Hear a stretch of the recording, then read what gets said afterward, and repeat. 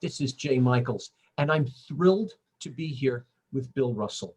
Bill Russell is part of an amazing project that is being produced by Tony Award-winning producer Jim Kierstead as a fundraiser in this very difficult time as we enter the holiday season. And I'm really thrilled because looking up Bill Russell, I was amazed at this amazing career he's had. So I'm rightfully intimidated. Bill, welcome. I'm so thrilled to speak to you. Tell us about this event. Well, this is a show called Elegies for Angels, Punks, and Raging Queens. Wow. It's a musical. Of course. Of course. And I love when the title gets a laugh, which especially in England, that happens a lot. It's a piece about AIDS, which I started writing 33 years ago with the composer Janet Hood. And we have, because the form is modular, it consists of a series of monologues by characters who died from AIDS, speaking from beyond the grave.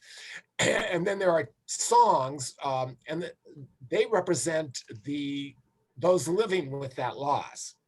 So because it's not a linear plot, we have continued to update it over the years and take things out, put things in. And for this production, which is coming up December 1st, right, or it starts December 1st, it's a benefit for Broadway Cares, Equity Fights AIDS, a wonderful, wonderful organization. We have 51 stars, and I mean stars, involved in this. And I did write a new piece for this specific production, which is the first monologue in the show, and it's being performed by Nathan Lane. And he plays a character who has lived with HIV for decades and then dies from COVID. So he sort of ties the present to this past, because those of us who lived through the AIDS crisis, I've discussed this with a lot of friends, how we're constantly thinking back to that time in the light of this virus, the second big virus to define our lives. So I wanted to try to bring that together, and that's what happened. This is really brilliant on so many levels. The playing field is leveled these days because the theaters are closed and will remain closed, unfortunately, for far too long. So audiences are thirsty for I won't say entertainment. Entertainment's a cheap word. They're thirsty for art, and to bring 51 well-known performers into our living room, I think is worth it all. It's brilliant. Also, either you're a genius by accident or on purpose, but this piece was written for Zoom. Oh my gosh, monologues and songs. It's like you don't need, well, in this dance number, no, you don't need that. It's right there to our faces. I think it's absolutely brilliant. It's interesting. I saw the 90th birthday tribute to Sondheim. Yes. And when I saw that, I immediately thought, this is the perfect medium for elegies, because, everyone is isolated, of course. Everyone filmed themselves wherever they're sheltering on their phones or their laptops. And then, we rehearsed everyone, all 51 performers over Zoom, which was, it was especially challenging for songs where there's more than one singer, because my gosh, Zoom has a lag and it's not consistent, So for quartets, for instance, we would have all 4 of them on the Zoom call, and then we'd have one singer play the tracks where he or she was and sing along while the others just listened to sort of ascertain where they fit into that. And then we do that with each performer, and we take the first voice and mix it into the orchestra tracks so that when they performed, they had someone to sing with. Wow. How is that for you to prepare something like this? Now, you're a veteran. You're a veteran of this art. But put even that aside, how is it to prepare to rehearse 51 people duets, quartets, etc., over Zoom? What pre-work did you have to do? I have directed the show a number of times Right. on stage. I mean, all over America and in the UK. I directed a production in the West End. Well, it started in the Fringe and then it moved to the West End. But so I'm used to dealing with this size of cast for this thing, but doing it on on Zoom was a whole other thing. And I always say that doing this show is so much about organization, because when you have 50 performers, there's a lot, and especially in this case, because not only did we get a video of their song and their monologue, but we wanted everybody to be in the finale. We often had to ask them for reaction shots because sometimes the monologues lead into the songs and we want to see the singer as part of the monologue, but they never were together. So it was a challenge. I had wonderful stage managers, co-director Justin Ross Cohen, Jim Kierstead, brilliant producer who I've worked with frequently. And it's been really exciting and overwhelming at the same time. Indeed. Now you and I both remember the first plague that this world had in our lifetimes. How and it's a really interesting thing about Nathan Lane's piece, a really joining piece. Here's someone who survived one plague to succumb to the other. Right. How is it for you in terms of rationale or looking at these two situations, AIDS and COVID? What are your thoughts of comparing or thinking? What went through your head?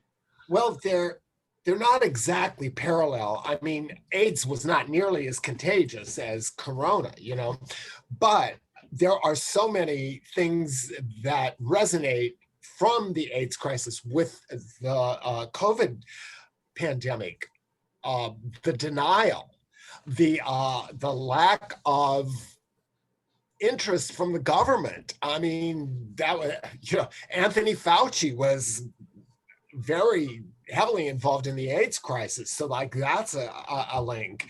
And there's far too many unfortunate similarities. We didn't learn enough. I was waiting for that kind of remark where, how stupid are we? When are we finally going to rub our eyes? Now let's talk about you for a minute. When I did my research before we spoke, I was so impressed with you. Tell us about you. Tell us about Bill Russell, the artist. Well, I grew up in the Black Hills of South Dakota. I was actually born in Deadwood, like the HBO series, because my hometown, Spearfish, did not have a hospital at the time. And my grandparents were cattle ranchers over the border in Wyoming.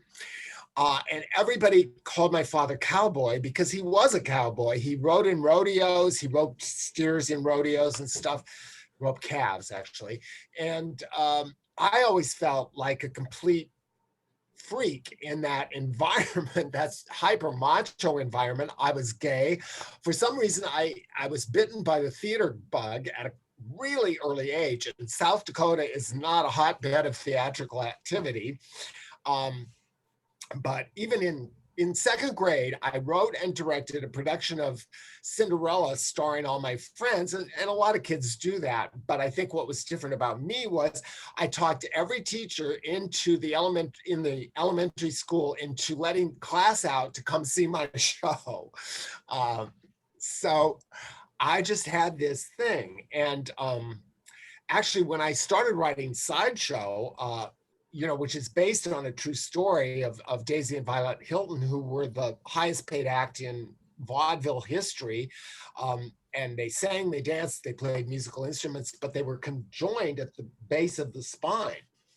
And people often ask me about that show. Well, what attracted you to that subject matter? Why did you want to write about sideshow attractions and anomalies, human anomalies? And I said, I explain my background and just say, when I started delving into that world, I felt completely at home because I'd always grown up feeling like a freak anyway. So I just understood where they were all coming from. That's really amazing. That's a really brilliant analogy. Because I was going to say, where the hell what did you see in South Dakota that made you want to be in the theater? Well, what's interesting is, even though it's a theatrical wasteland, my hometown Spearfish for decades was the home of the Black Hills Passion Play, which was inspired by the Oberammergau Passion Play in Germany. A German immigrant came over and found this location in my hometown, and it was every summer in this outdoor amphitheater, which seated 5,000 people. The stage was 3.5 blocks long, including an actual hill where Jesus was crucified. And I was in that. It had a cast of over 200, 20 professional actors, and then the rest were townspeople. But I was in it from the time I was 5 years old. I started being blessed by Jesus in the Garden of Bethany, and then I worked my way up to herding sheep, because they had a whole herd of like 30 sheep. And then I worked up to leading a camel. They had 15 camels, 20 Arabian horses. And it was this huge thing, and it ran. I mean, my hometown is 50 miles from Mount Rushmore, so it's a big tourist area. And especially when I was growing up in the 50s and 60s, people would go to Mount Rushmore and then come at night to my hometown and see the Passion Play. It was a huge, huge thing. And for me, it was, there was this whole backstage world of professional actors and dressing rooms and costumes, and I was just in heaven. It was everything I wanted in life was right there, ironically enough, in Spearfish, South Dakota. That's so funny. There's a great, firstly, now I get it. Okay. 200 people, horses, camels, sheep, the whole works. And Jesus is blessing you where? On stage. So okay, so I get that. And there's a great irony to that. Okay. The church put you in touch with the theater. So I find that irony. What was it like in such an environment, which seems to have, balancing in both ways on that level, considering the Passion Play? What was it like to be gay in that kind of environment? Oh, it was hell. Basically, is all I can say. I mean, I was prominent. Like in high school, I was a straight A student. I was the president of the church group. I was president of the French club, all of these things. I was very active in music and theater, and I was effeminate, and I had a big target on my back. And it was hell. And I really fought it for years. I knew I was gay, but I just couldn't allow myself to believe it because it was so out of character for that area. And then I escaped, and and now I'm sort of the famous gay from my hometown. Oh, that's funny. There's another irony. Okay, you were ostracized, but now that you're famous, it's like, okay, you could come back now. You can right. You could be in the Passion Play this year. Wow. It's no longer running, unfortunately. No. But Here's a weird question. You had a target on your back. Was it because you were effeminate, or because you're a straight A student, president of this club, president of that club, leader of this? It was a combination, I think. It was a combination, but if I had had all of those achievements and not been effeminate, I don't know that it would have been an issue. I mean, there were other, straight guys who were high achievers that they weren't getting the kind of grief. I mean, I had kids tell me they wanted to kill me, and I really took them seriously. I mean, it was scary. Interesting. I asked that question because so many times when I speak to people, they say the same thing. Oh, I was in charge of this. I was the president of this. I was the star of this. And then they say, and I was gay.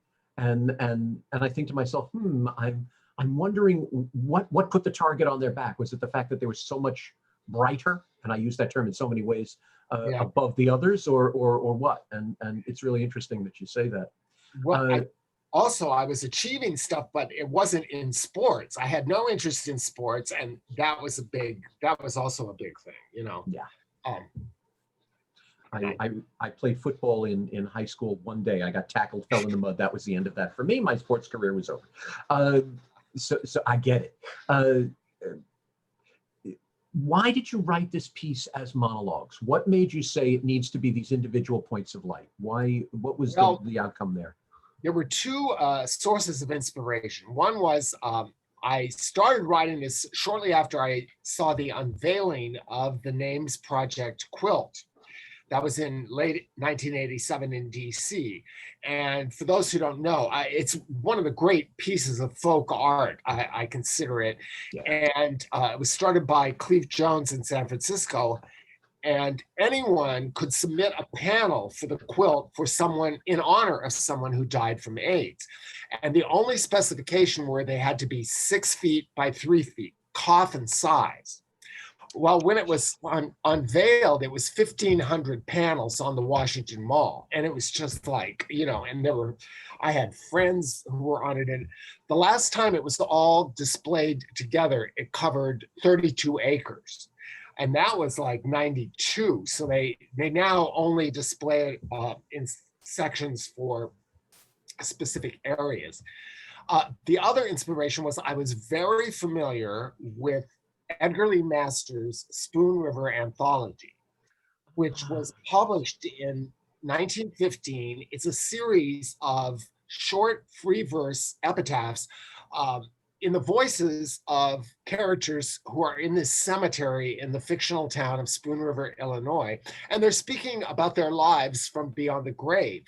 And when it was published, it just kind of blew the roof off of small town America, because there was adultery, there were abortions, there were all these secrets underlying this, that people, because they were dead, I think there was a freedom in talking about that.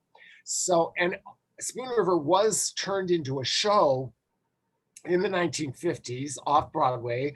I think it had a cast of 5. They all played 6 or 7 roles, and they incorporated classic American folk music, like The Water is Wide.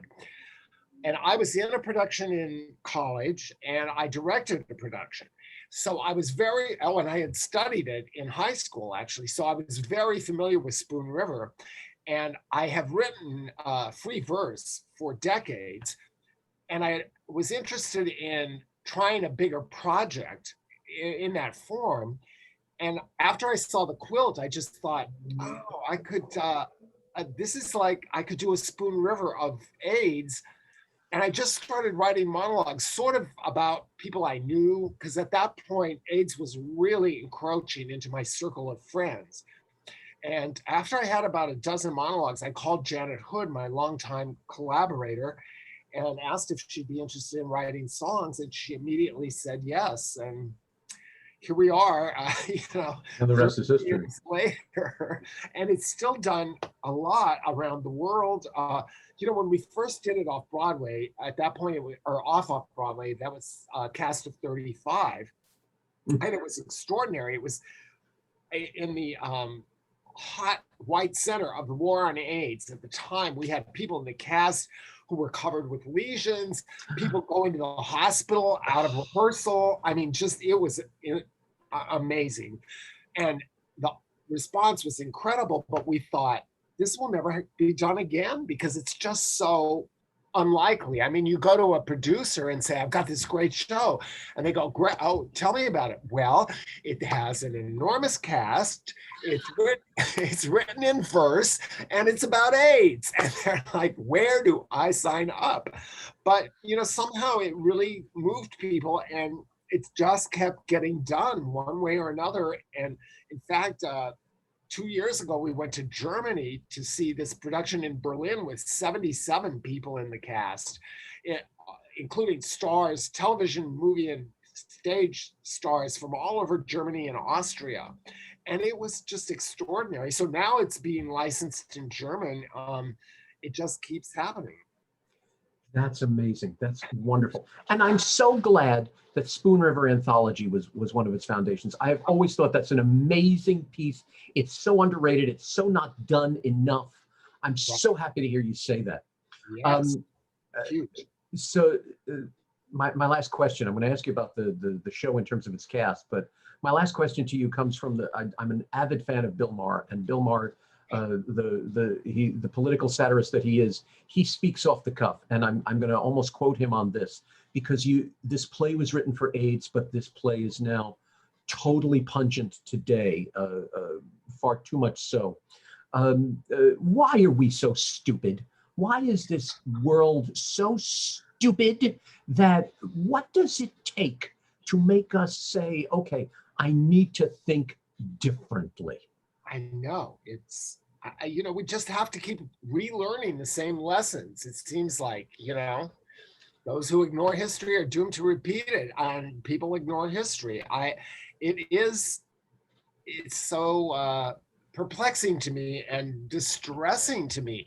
I first heard of COVID New Year's Eve last year. I remember the New York Times had a small article saying this virus had broken out in China, and I read that and I just had a chill run down my spine. I thought, this is exactly like 1981 when the New York Times did an article about several gay men dying from this weird cancer that nobody could identify. I remember that when it was called the gay cancer. That's funny you said that. That's what I remember. Exactly. So I don't understand, but I am happy to try to get the message out that we have to, pay attention to this stuff. But I think the main reason that Elegies continues to feel relevant is because ultimately it's about loss, and everyone experiences that. Maybe not from AIDS or COVID, but everybody, that's a universal experience. And I think more than anything, the show is about that. I think you hit a major nerve, and I'm so glad you're doing this show at this point. The one thing, if people really wanted to be ignorant, they could say, oh, well, AIDS didn't affect me because I didn't have any gay friends or whatever. So they had something to push away. What can you push away now? What can you say about the very air that we breathe being our enemy? And yet they do. It's incredible. I mean, some of the guys who bullied me in high school are now Facebook friends, but they're super right-wing Trump supporters, and they just will not believe that COVID really even exists, even with their hospitals overflowing. And denial is a very powerful thing. Well, you just depressed me. I thought, okay, maybe now everybody can say, okay, it can affect me too, so maybe I'll listen. Okay, you're right. There's still denial. All right, perk up my spirits now. Last thing I'm asking you. I know you're a busy man, so last thing I'm asking you. You said 51 performers in this, and you mentioned Nathan Lane, one of my all-time absolute favorites. Who else is in the cast? Well, we have Cynthia Nixon, Cherry Jones, Norm Lewis, J.K. Simmons, who won the Oscar for Whiplash. Oh, yes. Yes. Famke Janssen from the X-Men films. Anthony Rapp, the original cast of Rent. Oh, gosh, I should have had my list out. Jayne Houdyshell, who won a Tony for The Humans. Jessie Mueller, who won the Tony for Beautiful, the Carole King musical. And she was also the star of Waitress. Fran Drescher, the nanny. Richard Chamberlain, Dr. Kildare. Yeah. Oh my God. He was my first rehearsal. That was, and he lives in Hawaii. So that was, oh my goodness. Who else? Robin Lord Taylor, who played the Penguin on Gotham. Brilliant. Kevin McHale from Glee, the kid in the wheelchair on Glee. Right. Robin DeJesus, who has 3 Tony nominations and just was in the Netflix version of Boys in the Band. Brooks Ashmanskas from the Prom. I could go on. And then we have our hosts, Judith Light, Billy Porter, Michael Urie, and Danny Burstein, my good friend and brilliant performer. Gosh. Yeah. The thing that's the most intimidating about the list you just gave is when you said, "Oh, and there are others." So many others. Oh my gosh, this is amazing. So it is December 1. It starts December 1st at 5, both Eastern Time and Pacific Time, 5 o'clock at BroadwayCares.org/Elegies. Just go there and you can click on the link, and then it will be available for 4 more days after that, but no more than that. And it's essentially free to see it, or? It's free, yes. We hope you'll donate to this very worthy cause, but you don't have to pay any kind of ticket fee or anything to join the broadcast. See, I started this by saying how intimidated I am to speak to you, and now I'm more. No. Firstly, Jim Kierstead's always been, I've been a huge fan of Jim Kierstead. He's one of the few Broadway producers who supports the arts on every level. I've met him at festivals and off Broadway plays, and so right there, he's my hero. And I'm intimidated. You've taken this amazing piece that you wrote, that you created from your soul, that has become a parable of the time of AIDS. You have written it in such a way that it is now the parable of COVID, so everyone can be part of this. And just in case that's not enough, you're handing this to us free. And all we have to do is click on and feel the great passion that you have given this. How ironic that it was the passion play that started you all and on this journey, and the amazing passions that you're handing us, the amazing depth that you're handing us for this. Another big irony of this piece is that it came from such sadness, but doing it has returned so much joy to me. I can't tell. Every time we do the show, it's just this joy fest. It's amazing because, you have 50 performers. No one's the star. They all have their moment. And it's usually the community, the theater community for wherever we're doing it. So that is a continual amazement to me that I just have. It's brought me so much happiness. And the fact that you're literally handing Broadway, theater, film, television to us on a plate, that's going to bring us an amazing amount of happiness as well. I hope everyone will see these performers, because their work is just so astonishing. If I have anything to say about it, oh yes, they will. Ladies and gentlemen, December 1 for 4 days only. Please go to BroadwayCares.org/Elegies and see this amazing work put out by a truly amazing individual.